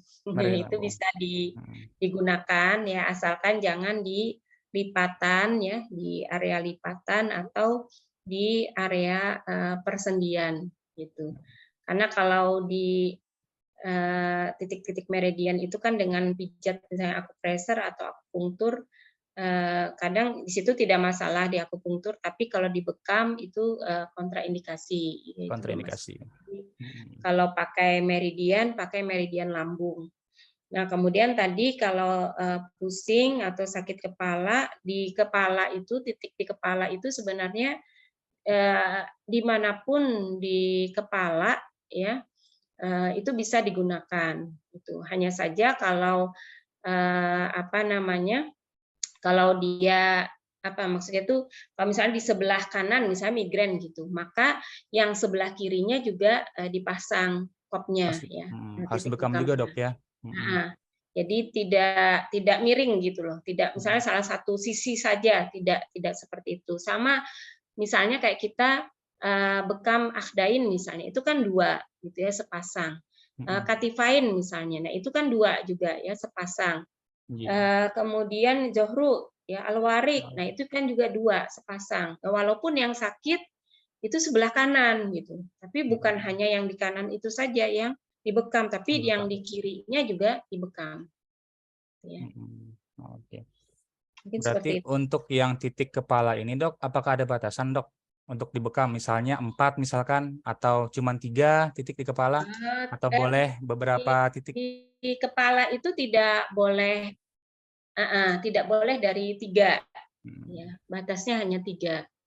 Jadi misalnya di di umum mugit sama di belakang sini ya, di otak kecil ya, kiri kanan misalnya. Ambil otak kecil gitu. Boleh maksimal hanya 3. Maksimal hanya 3, Dok, Kemudian ya. dia tidak boleh juga sering-sering ya, paling cepat sebulan gitu. Jadi nggak boleh setiap minggu bekam di situ gitu, nggak boleh juga. Oke, baik Ibu Dokter. Kita lanjutkan ke pertanyaan berikutnya. Ini masih ada yang raise hand. Pak Darmansyah. Oke, Pak Darmansyah. Silakan disebutkan namanya, Pak. Terus asalnya di mana, pertanyaannya apa. Dipersilakan Pak Darmansyah. Ya. Terima kasih atas waktunya. Nama ulun Darmansyah dari Barabai. Dari Barabai, nggih, Masya Allah. Silakan Pak Darmansyah. Saya sering Bu dokternya menemukan gitu. Ada pasien itu dia nyeri di lambung, kemudian dia kadang nyerinya di dada sebelah kiri. Diagnosa dokter ini kayaknya di jantung gitu. Ada masalah jantung. Ternyata dia itu ternyata asam lambung setelah didiagnosa lagi gitu. Artinya asam lambung ini kan dia bisa yang ulun dapat dulu lah, karena ulun pernah juga mengalami asam lambung ini. Kata dokter itu asam lambung ini dia bisa menekan pembuluh darah jantung gitu nah, ke atas, sehingga hampir mirip gejalanya itu kayak serangan jantung atau kena penyakit jantung gitu. Nah, ini apakah ada tambahan titik lagi dokter ya tentang misalnya dapat kasus seperti itu gitu nah. Ada nyeri daerah jantung, nyeri sebelah kiri, dada sebelah kiri misalkan. Nah, itu kayak tembus muka belakang gitu nah rasanya. Itu beberapa kasus ya. Dan memang asam lambung ini memang unik gitu ya. Saya juga pernah merasakan gitu nah. Di perut itu rasa kayak menggantung juga ada gitu ya. Kayak telur. Ditusuk-tusuk ya juga. Dan alhamdulillah sudah sembuh gitu ya. Alhamdulillah. Ini kita minum herbal. Alhamdulillah penyakit lambung saya itu sudah tidak ada lagi gitu ya. Walaupun memang kalau kita minum kopi itu rasa begahnya juga ada gitu ya. Karena mungkin masih kopi ada, Pak ya. Masih ada kadang kalau kita minum kopi ya. Karena kopi ini mungkin kayak menghasilkan gas gitu ya. Sehingga memang lambung kita tuh kayak bereaksi juga gitu ya. Nah, gimana Dok kalau dapat kasus seperti tadi gitu ya. Kadang hampir mirip gitu nah antara penyakit mah yang GERD tadi, karena memang dia menekan pembuluh darah jantung sehingga sebelah jantung kirinya agak nyeri gitu. Terima kasih. Baik, kepada Pak Darmansyah, terima kasih pertanyaannya. Silakan kepada Ibu Dokter Nabila untuk menjawab. Mungkin perbedaan nyeri ulu hati sama nyeri dada, Dok ya. Silakan Ibu Dokter Nabila. Iya. Biasanya sih kalau dokter itu ada ya mulai dari anamnesa, kemudian pemeriksaan fisik ya, kemudian juga pemeriksaan tambahan. Nah, itu bisa kemudian membedakan gitu bahwa ini masalahnya lambung atau ini masalahnya jantung atau dua-duanya gitu ya, atau dua-duanya. Nah, nanti dua-duanya itu mana yang duluan? Jantungnya dulu kah? Kemudian dia konsumsi obat jantung dan ternyata berefek ke meningkatnya asam lambung, atau masalahnya lambungnya duluan ya yang tidak tidak selesai ya dengan baik, akhirnya berefek ke jantungnya gitu. Jadi kalau kalau di ranah dokter ya, apalagi dokter spesialis, nah itu mereka sudah sudah ada prosedur ya untuk kemudian membedakan bahwa ini dari masalah lambung atau ini dari masalahnya dari jantung atau dua-duanya atau yang mana duluan gitu. Nah, kalau kita gitu ya, kalau yang bukan medis ya dan kita dan menggunakan bekam gitu ya, ya tentu kan sesuai dengan ilmu pemeriksaan yang kita miliki gitu. Jadi kalau ada kondisi seperti itu dan kita tidak bisa itu tadi ya membedakan sebenarnya ini masalahnya lambung atau jantung. Nah, kalau terapinya adalah bekam, ya bekamnya kan titik-titik nabawi tadi gitu. Jadi titik-titik nabawi terutama yang di kahil dan zohru itu sudah cukup untuk mau masalahnya jantung atau masalahnya lambung gitu. Nah, kemudian herbal. Nah, pemilihan herbalnya bagaimana? Cari herbal yang dia itu ya aman, mau dikonsumsi oleh orang yang ada penyakit jantung maupun orang yang ada masalah lambung. Misalnya apa? Misalnya madu tadi ya, kemudian temulawak misalnya. Nah, itu aman ya. Jahe. Nah, jahe juga ya untuk masalah lambung juga bisa ya, jahe merah itu untuk masalah lambung. Nah, kita bisa pilih seperti itu gitu. Nah, kemudian benar tadi ya, di antara makanan yang dihindari oleh orang dengan masalah lambung adalah makanan bergas. Makanan bergas itu apa aja sih? Makanan bergas itu apa? Durian ya, cempedak. Apa tuh kulitnya cempedak? Mandai. Andai, iya. Nah, Kafein. kemudian Rokok. rokok ya, kafein pada Kopi. kopi gitu. Nah, jadi itu memang makanan-makanan yang harus dihindari dulu ya ketika ada masalah masalah lambung ini. Kalau titik tambahannya apa gitu? Ya tadi bisa ditambahkan yang tadi ya katipain atau tadi titik lambung atau yang punya ilmu meridian pakai titik meridian lambung, titik meridian jantung, bisa seperti itu. Oke, baik Pak Darmansyah. Gimana Pak Darmansyah? Sudah cukup? Oke, baik, kita lanjutkan ke pertanyaan berikutnya nih kepada Bapak Sopian Nauri. Silakan kepada Bapak Sopian Nauri sebutkan asalnya dan juga pertanyaannya Pak. Dipersilakan Pak. Ya, baik, terima kasih atas kesempatannya. Ji, sama-sama Pak. Perkenalkan, saya Sofian Nauri, asalnya dari Banda Aceh. Dokter, sini di Aceh, khususnya di Banda Aceh itu, konsumsi hari-hari itu adalah kopi. Di keseharian kami di Aceh ini mungkin kopi itu bisa saja 2 atau sampai dengan 3 kali dalam satu hari. Dan itu merupakan minuman yang memicu untuk terjadinya asam lambung.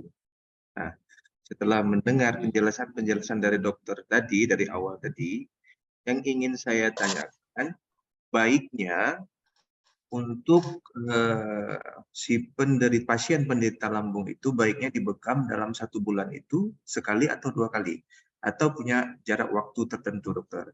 Mungkin itu saja, dokter. Terima kasih. Assalamualaikum warahmatullahi wabarakatuh. Waalaikumsalam warahmatullahi wabarakatuh. Silakan kepada Ibu Dokter Nabila untuk menjawab. Saya juga penggemar kopi, Pak. Penyuka kopi. Tiap hari saya konsumsi kopi, pagi dan malam, ya pagi dan sore. Tapi kopinya kopi herbal. Maksudnya kopi itu herbal ya. Kopi itu herbal. Cuma disinergikan dengan herbal-herbal yang lain sehingga bisa menetralisir efek dari kafeinnya itu ya. Gitu. Nah, dulu saya juga punya masalah lambung, gitu. Masalah lambung. Nah, di antara herbal yang dikonsumsi untuk menyelesaikan masalah lambung saya justru kopi itu. Ya, tapi bukan kopi yang kalau yang ada di pasaran itu kan aroma ya Pak, bukan kopi sebenarnya, tapi aroma kopi, perasa kopi gitu. Nah, kalau yang ada di pasaran, karena kalau aslinya ya tidak semurah itu kan, yang namanya kopi itu nggak murah gitu. Ini bisa satu saset cuma 1.000. Ya itu bisa dari beras, bisa dari apa gitu, kemudian dikasih perasa kopi gitu.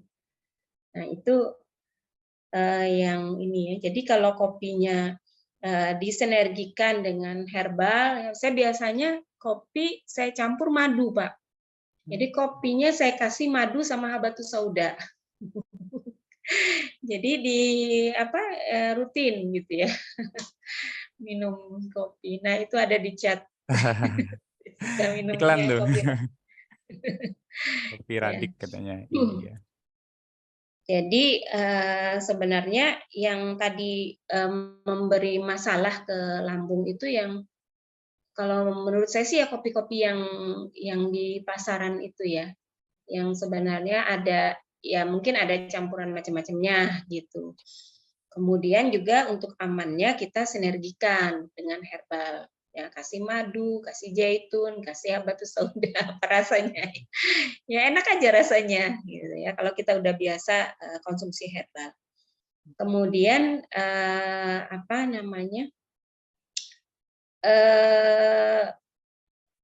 ya dulu punya masalah lambung. Jadi kita ngetahuinya ada masalah lambung itu di mana sih? Di sini ya Pak. Kalau yang pernah belajar ya, ngelihat dari telapak tangan, ada yang pernah belajar nggak? Belum, Apakah Bu Dokter.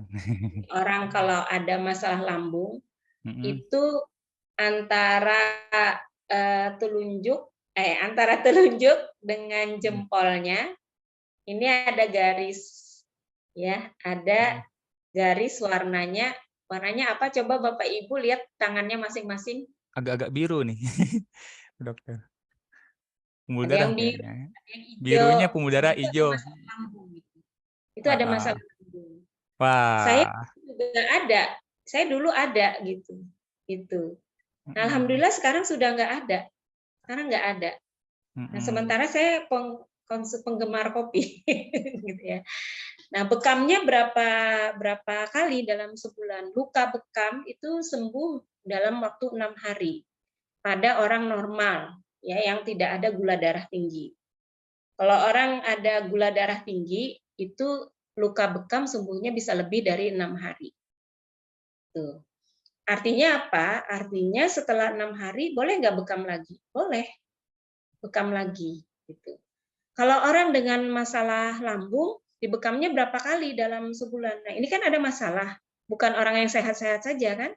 Nah, bisa kita bekam seminggu sekali atau kalau kita waduh terlalu sering ini keluar duitnya seminggu sekali, 2 minggu sekali gitu ya, atau 10 hari sekali, jadi sebulan 3 kali, gitu boleh seperti itu.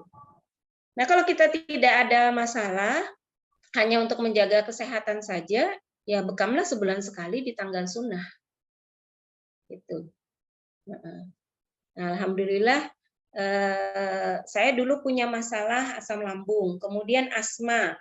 Nah, kalau asma itu kita ngelihatnya di tangan, ya ini teman-teman yang pernah belajar sign of hand ya. Nah, itu di sini, gitu ya, di apa namanya ini, di perutnya jempol sini ya. Ini ada warna biru atau kehijauan sampai muncul gitu kayak urat-urat gitu ya. Itu ada masalah di pernapasan. Kalau yang tadi itu ada masalah di pencernaan ya, khususnya lambung. Nah, itu juga alhamdulillah kalau saya pengalaman pribadi itu bisa ya, ya Allah izinkan sembuh gitu dengan bekam dan herbal.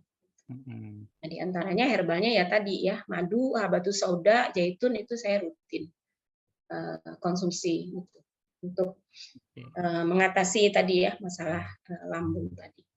Mungkin seperti itu ya Pak. Mudah-mudahan jelas. Insyaallah. Ya, terima kasih. Ada kopinya, kopi apa namanya itu, kopi Aceh.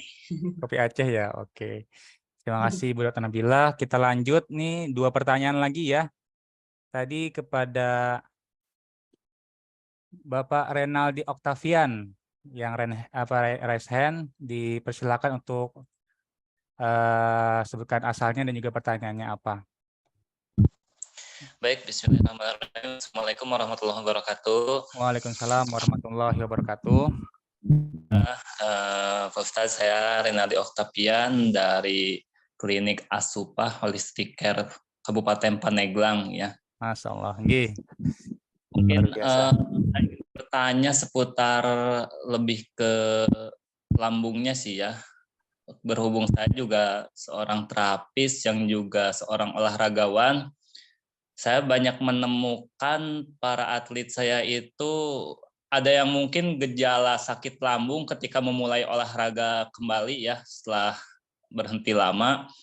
Itu mungkin satu bentuk reaksi biasa ya, karena mungkin ketidaksiapan otot. Nah, mungkin ada beberapa orang juga yang memang reaksinya itu sedikit kurang wajar. Artinya di sini sampai dia ketika setelah menjalani masa latihan itu dia sering muntah-muntah atau mual-mual dan selalu merasakan nyeri di area lambung. Itu mungkin Bu Dokter, apakah reaksi yang normal ataukah memang ada penyakit tertentu? Terima kasih. Oke, terima kasih kepada Bapak Renaldi. Dipersilakan kepada Ibu Dokter untuk menjawab. Ya, jadi memang kita itu harusnya seimbang ya. Seimbang artinya kalau olahraga dilakukan, kemudian tadi ya yang pola hidup sehat tadi, olahraga, kemudian istirahat yang cukup ya, kemudian juga makanan yang dengan gizi seimbang. Nah, itu harus diperhatikan. Nah, kemudian yang terpenting juga adalah ini ya, pola pikir kita ya, mental kita gitu. Karena sering saya temui juga gitu persoalan lambung itu berasal dari masalah psikis sebenarnya. Ya, apakah dia beraktivitas itu under pressure ya, atau misalnya ada target-target yang harus dikejar gitu. Nah, sehingga itu berpengaruh gitu ya, berpengaruh kepada psikis dia, pemikiran dia gitu ya. Kemudian itu juga akan berpengaruh ke lambungnya gitu ya, ke asam lambungnya. Sehingga itu yang harus diidentifikasi dulu. Nah, apakah itu sesuatu yang wajar? Menurut saya sih tidak wajar ya. Harusnya dia bisa menetralisir ya, menetralisir. Kalau memang itu dari dari pola makan dia yang masih belum sehat gitu ya, masih belum sehat, berarti kan itu harus diperbaiki. Atau kalau dari olahraganya yang masih belum ya belum tepat gitu ya. Nah, misalnya kan olahraga itu kan kadang ada peregangan, ada ada pemanasan, bukan peregangan ya, pemanasan, kemudian setelah itu peregangan gitu. Nah, proses-proses itu tidak dia lalui dengan baik, berarti kan harus diperbaiki. Nah, kalau masalahnya itu dari istirahatnya yang kurang cukup gitu, berarti kan itu juga harus diperbaiki gitu. Karena itu semua berpengaruh ya, makanan tadi ya, proses aktivitas dia ya, olahraga misalnya tadi, atlet tadi ya, kemudian istirahatnya, kemudian juga psikisnya ya. Kalau ada masalah di situ maka itu harus diperbaiki dulu gitu. Nah, sebelum tadi kita menyelesaikan ya yang masalah lambungnya tadi. Jadi kalau masalah lambungnya kan tadi bisa dengan herbal, atau kalau mau menempuh pengobatan yang konvensional ya berarti dengan obat-obat konvensional, atau dengan bekam misalnya. Saya kira seperti itu ya. Ya, karena memang banyak ya saya temukan itu masalah lambung itu dari tadi gitu, dari faktor stres ya, stres. Jadi pekerja atau mahasiswa atau ya kalau atlet mungkin ada ada apa namanya tuh? Ada target-target ya, sehingga ada aktivitas yang dia beraktivitas under pressure gitu, di bawah tekanan atau apa gitu. Nah, itu berpengaruh ke lambung kita. Ya, mungkin seperti itu ya, Mas Renaldi. Oke. Baik, terima kasih Bu Dokter. Mungkin kesimpulannya pertama yang harus diperhatikan itu dari aspek psikologisnya ya. Yang kedua mungkin dari makanan. Mungkin memang betul ya, kalau dari mungkin kondisi fisik ya, kondisi tubuh seseorangnya itu, para atlet kami juga mungkin ketika diukur masalah PO2 max-nya juga, PO2 max mereka juga di atas rata-rata gitu ya, artinya ada di atas angka standar 6,5 sampai 7 sampai 8 itu mungkin. Berarti aspek terpentingnya di sini dari masalah psikologisnya ya Bu Dokter. Baik, terima kasih Bu Dokter. Iya, sama-sama. Oke, baik. Terima kasih kepada Bapak Renaldi Octavian yang sudah bertanya. Mungkin satu pertanyaan lagi, Dok ya, dari kolom chat nih. Satu pertanyaan lagi. Apakah sakit kena vertigo itu bawaan dari GERD atau asam lambung, Dok? Terima kasih. Dari Yuni Nita Parfum. Masya Allah, dari Parfum. Ya. Vertigo ya. Vertigo, Ya, vertigo. Vertigo itu kan berputar ya. Jadi vertigo itu bisa dari asam lambung, bisa ya, dari GERD bisa, bisa juga dari pengaruh hormon, bisa juga dari kolesterol yang tinggi. Jadi dipastikan saja gitu ya, ketika ada klien dengan keluhan vertigo ya, melalui anamnesa dan juga mungkin pemeriksaan, kita pastikan ini sebenarnya masalahnya lambung, dari lambungnya atau dari kolesterolnya yang tinggi, atau dari tensinya yang tinggi, atau dari trigliseridanya, atau dari hormon, yang bisa juga ya vertigo itu, atau memang ada masalah di otak gitu, vertigo ya. Kalau memang sudah dipastikan oh ini dari karena dia ada riwayat GERD ya, berarti bisa jadi memang vertigonya dari GERD-nya gitu. Nah, terus bagaimana solusinya ya tadi ya, mengatasi masalahnya. Kalau mau bekam jangan pas vertigonya kambuh. Jadi harus ditenangkan dulu, pas vertigonya tidak kambuh baru boleh dibekam di umum gids misalnya. Dan di titik-titik yang tadi untuk masalah lambung tadi. Kemudian herbalnya apa gitu ya. Vertigo ini kan terkait dengan keseimbangan. Gitu. Jadi nutrisi untuk keseimbangan itu di otak kecil. Jadi nutrisi untuk otak kecilnya, apa itu pegagan. Pegagan. Pegagan ini juga tadi bagus kan untuk lambung juga. Jadi bisa dikasih teh pegagan sama madu gitu ya. Rutin dia konsumsi 2 kali sehari untuk mengatasi tadi vertigonya dan juga untuk GERD-nya. Oke, baik Ibu Dokter. Mungkin ini pertanyaan terakhir. Tapi di kolom chat masih banyak. Mungkin jika berkenan nanti pertanyaan-pertanyaan yang belum terjawab ini bisa dijawab Ibu Dokter ya. Via apa ya? Via CP nanti ulun kirimkan pertanyaan-pertanyaannya, nanti akan dikirimkan jawabannya ke grup untuk grup WA-nya. Oke. Terima kasih Ibu Dokter, luar biasa penyampaian materinya dan juga jawaban-jawaban yang sudah disampaikan. Baik, kita sudah masuk ke sesi yang terakhir, yaitu sesi penutup. Sebelum kita masuk ke sesi penutup, ulun akan mencoba menyimpulkan beberapa hasil dari penyampaian materi dan juga jawaban-jawaban dari Ibu Dokter tadi.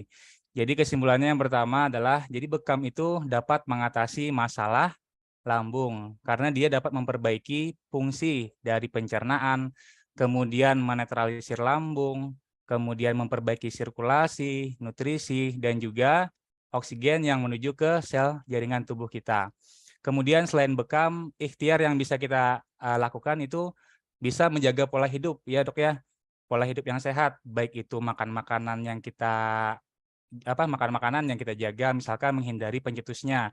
Misalkan tadi makan makanan yang mengandung asam, mengandung yang pedas, mengandung coklat ataupun yang berminyak, kafein, rokok ataupun alkohol, itu harus dihindari. Kemudian kita bisa juga ikhtiar dengan olahraga yang rutin, istirahat yang cukup, kemudian manajemen stres. Nah, manajemen stres dan yang terpenting juga selain fisikis yaitu berhusnuzon atau berprasangka baik kepada orang lain atau orang sekitar kita. Untuk herbalnya kita bisa memanfaatkan seperti madu, kemudian habatus sauda, temulawak, kunyit, pegagan, temu mangga, dan juga daun sembung. Untuk titik bekamnya tadi ada umumugis, al-ahdain, terus semua titik yang ada di punggung. Baik, mungkin itu kesimpulan yang bisa saya sampaikan. Sebelum kita tutup, perkenankan kita foto terlebih dahulu ya. Foto terlebih dahulu kepada seluruh peserta untuk berkenan membuka videonya. Oke. Mohon dibantu kepada operator untuk videonya dibuka. Oke, udah siap? Ulun hitung ya. 1, 2, 3. Untuk yang slide berikutnya 1, 2, 3. Lanjut. 1, 2, 3. Terakhir, gayanya seperti ini. Oke. 1, 2, 3. Oke, baik. Alhamdulillah tidak terasa ini sudah di penghujung acara. Tidak ada gading yang tak retak apabila selama acara seminar upgrading pada hari ini banyak kekurangan, banyak kesalahan dan juga kekhilafan. Saya mewakili panitia mengucapkan permohonan maaf kepada seluruh peserta apabila ada kesalahan dan juga kekurangan. Mudah-mudahan ilmu yang kita pelajari pada hari ini bersama Ibu Dr. Nabila ini bisa bermanfaat bagi kita, baik itu di diri kita sendiri, kemudian keluarga kita, maupun juga orang-orang sekitar kita yang membutuhkan bantuan kita apabila ada keluhan-keluhan seperti asam lambung. Mudah-mudahan Tibun Nabawi ini terutama bekam semakin dikenal oleh masyarakat, marwahnya semakin naik, dan ini menjadi pengobatan utama di masyarakat kita. Amin, amin, ya Rabbal Alamin. Terima kasih. Billahi taufiq wal hidayah. Assalamualaikum warahmatullahi wabarakatuh.